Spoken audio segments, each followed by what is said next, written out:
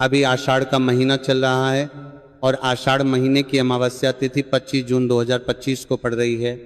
शिवपुर में बताया गया कि जिन पितरों की आत्मा असंतुष्ट रहती है उनके वंशजों को आर्थिक, रोग, सुख, सुविधा, पारिवारिक खुशियां जैसी कई तरह की समस्याओं का सामना करना पड़ता है। अमावस्या तिथि पर आप कुछ उपायों को कर नाराज पितरों को प्रसन्न कर सकते हैं। आषाढ़ अमावस्या के दिन सुबह जल्दी उठकर किसी पवित्र नदी में स्नान करें। नदी स्नान संभव न हो तो घर पर स्नान किया जा सकता है। इसके बाद हाथ में जल, तिल और कुश लेकर दक्षिण दिशा में पितरों के निमित्त तर्पण करें। अगर घर पर पितरों की तस्वीर लगा रखी है तो अमावस्या के दिन तस्वीर में फूल माला अर्पित करें और दीप जलाकर उन पितृदेवाय नमः मंत्र का जाप करें। इस उपाय से भी पितरों का आशीर्वाद अपने घर परिवार पर बना रहता है। आषाढ़ अमावस्या तिथि पर पीपल वृक्ष में जल चढ़ाकर पूजा करें और दीपक जलाएं। शिव पुराण कहाँ गया कि पितरों का वास पीपल वृक्ष में भी होता है। इस उपाय से भी धीरे धीरे पितृदोष का प्रभाव कुंडली में कम होने लगता है। और बीमारी जरा दवाई लगी नहीं रही हो तो बिना प्रदोष के भी कर सकते हो। उसको पानी में गलाइए, आधा घंटा पानी में। जैसे आपको सुबह मंदिर जाना है 10 बजे, तो सुबह स्नान कर कर कम से कम 6:30-7 बजे उसको पानी में गला दीजिए और उस बेले के फल का गुर्दा सा गला हुआ पानी शिव जी को ले जाकर समर्पित कर दीजिए। महाराज उस पानी में से थोड़ा सा 1 चम्मच पानी शिव जी पे चढ़ा हुआ लेकर आ जाइए।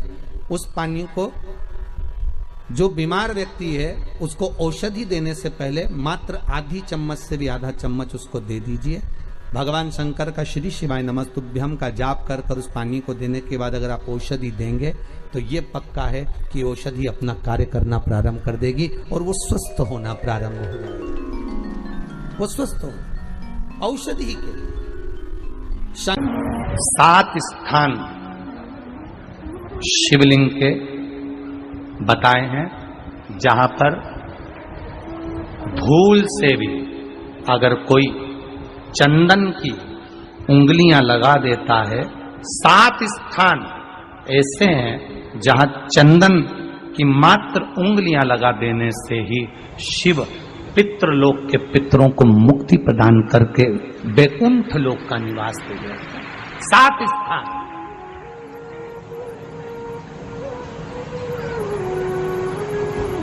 और वो 7 स्थान जो चंदन के बताए गए हैं, पहला भगवान देवाधिदेव महादेव के शिवलिंग पर चंदन का लेपन।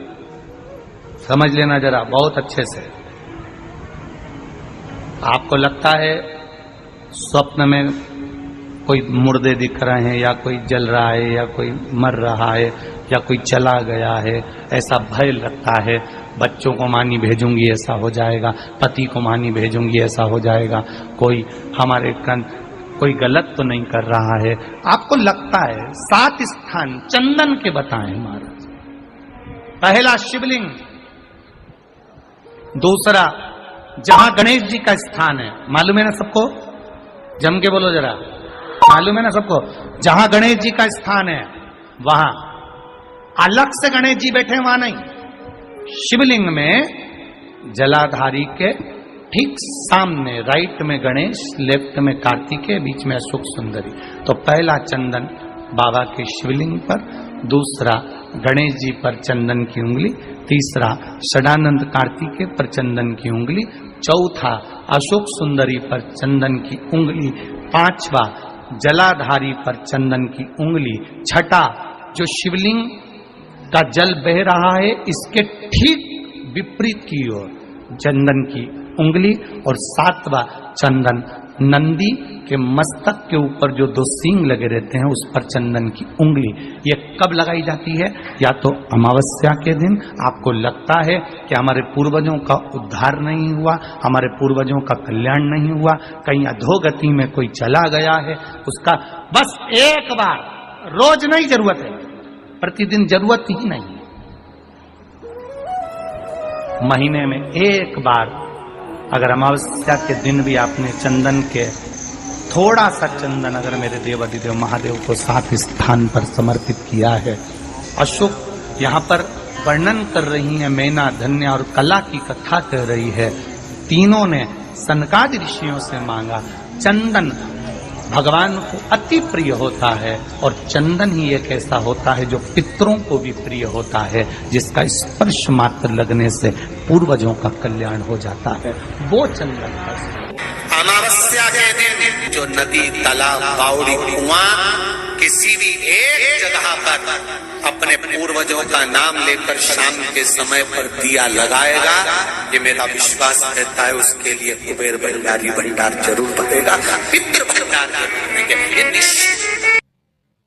अवश्य तुलसी की लकड़ी पानी में घुमाकर, लकड़ी नहीं हो तो माला तो होगी ही, जल में भ्रमण कराकर, जल में घुमाकर, तुलसी की लकड़ी को जल में डालकर स्नान जो करता है, मात्र घुमाना है, लकड़ी डालकर नहीं रखना है, घुमाकर अपने पूजन वाले स्थान पर रख लो, या पानी में पहले से घुमा लो, उस पानी को ले जाकर डाल दो। अमावस्या स्नान जो जीव करता है, शिव महापुराण की कथा कहती है, जितनी वर्ष में सोमती पड़ती है, सोमती अमावस्याएं पड़ती हैं, शनिचरी अमावस्याएं पड़ती हैं, सारी अमावस्या का पुण्य उस जीव के खाते में चला जाता है।